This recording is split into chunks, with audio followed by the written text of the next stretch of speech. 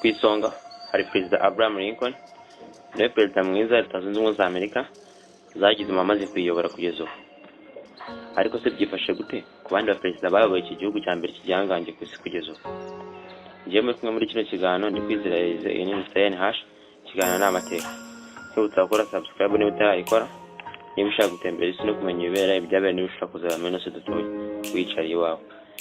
Kuko byemezwa n'ubushakashatsi ku miyoborere y'abaperezida bwa televiziyo C-SPAN ifite igishoro Washington DC, abahanga mu mateka hafi 100 n'abanditsi ku buzima bw'abantu biographers bashyize abaperezida 45 bamaze kuyobora Leta Zunze Ubumwe za Amerika ku rutonde, Donald Trump atarimo na Joe Biden, bakurikije ibintu 10 by'ingenzi biranga ubutegetsi bwiza, ari byo: kumenya kumvisha rubanda ibitekerezo byawe, kumenya kuyobora mu bihe bikomeye, gucunga neza umutungo, ubuyobozi butunganye, kubana neza n'amahanga, ubuhanga mu mitegekere, kubana neza n'abagize inteko nshinga amategeko, kugira icyerekezo, guharanira ubutabera kuri bose no kureba bijyanye n'igihe burimo.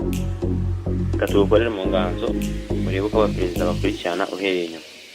Uwa 20 ni George Herbert Walker Bush.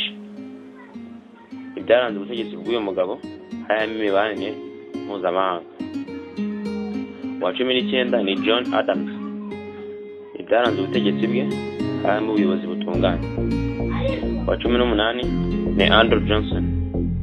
Ibyaranze ubutegetsi bwe harimo kumenya kumvikanisha ibitekerezo bye muri rubanda. Uwa 17 ni James Madison. Ibyaranze ubutegetsi bwe harimo ubuyobozi butunganye. Uwa 16 ni William McKinley Jr. Ibyaranze ubutegetsi bwe harimo kubana neza n'abagize inteko ishinga amategeko. Uwa 15 ni Bill Clinton. Yamenye gucunga neza ubukungu bw'igihugu. Uwa 14 ni James K. Polk. Ibyaranze ubutegetsi bwe ubuhanga mu kubara mu bihe bikomeye. Uwa 13 ni James Monroe. Ibyaranze ubutegetsi bwe yagize imibanire mpuzamahanga. Uwa 12 ni Barack Hussein Obama Jr. Ibyaranze ubutegetsi bwe yaharaniye ubutabera kuri bose. Uwa 11 ni Woodrow Wilson. Ibyaranze ubutegetsi bwe harimo kugira icyerekezo. Uwa 10 ni Lyndon B. Johnson. Ibyaranze ubutegetsi bwe harimo kubana neza n'abagize inteko ishinga amategeko. Uwa 9 Ronald Reagan. Ibyaranze ubutegetsi bwe harimo kumenya kumvikanisha ibitekerezo bye muri rubanda. Uwa 8 ni John F. Kennedy. Ibyaranze ubutegetsi bwe harimo kumenya kumvisha ibitekerezo bye muri rubanda. Uwa 8 ni Tom Jefferson. Ibyaranze ubutegetsi bwe harimo kubana neza n'abagize inteko ishinga amategeko. Uwa 6 Harry Truman. Ibyaranze ubutegetsi bwe harimo ubuhanga bwo kuyobora mu bihe bikomeye no guharanira ubutabera kuri bose. Uwa 5 ni Dwight Eisenhower. Ibyaranze ubutegetsi bwe harimo ubuyobozi butunganye. Uwa 4 ni Theodore Roosevelt. Ibyaranze ubutegetsi bwe harimo kumenya kumvisha rubanda ibitekerezo bye. Uwa 3 ni Franklin Roosevelt. Ibyaranze ubutegetsi bwe harimo kumenya kumvisha rubanda ibitekerezo bye n'imibanire mpuzamahanga. Uwa 2 ni George Washington. Ibyaranze ubutegetsi bwe harimo gucunga neza ubukungu, ubuyobozi butunganye n'imikorere ijyanye n'ibihe bye. Uwa 1 Abraham Lincoln.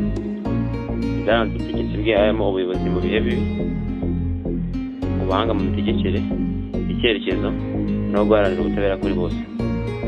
Aba perezida nibo bayoboye Amerika neza, ndetse na n'ubu abaturage baracyabirahira kubwo kubayobora neza.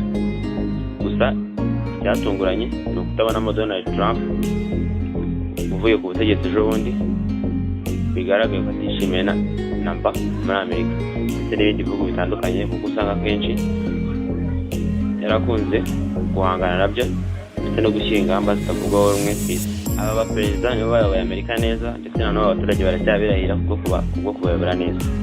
Gusa icyatunguranye ni ukutabonamo Donald Trump uvuye ku butegetsi ejo bundi, bakaba batishimiye namba Amerika ndetse n'ibindi bihugu bitandukanye, kuko usanga kenshi yarakunze kujya ahangana nabyo no gushyira ingamba zitavugwaho rumwe ku isi. Ubutaha tuzarebera hamwe ibyaranze ubutegetsi bwa buri wese ku giti cye. yari kwizera Elize Emiseni hashigana n'amateka no tutakora subscribe like share na comment n'ibitekerezo kuri no video murakoze ndabashimira.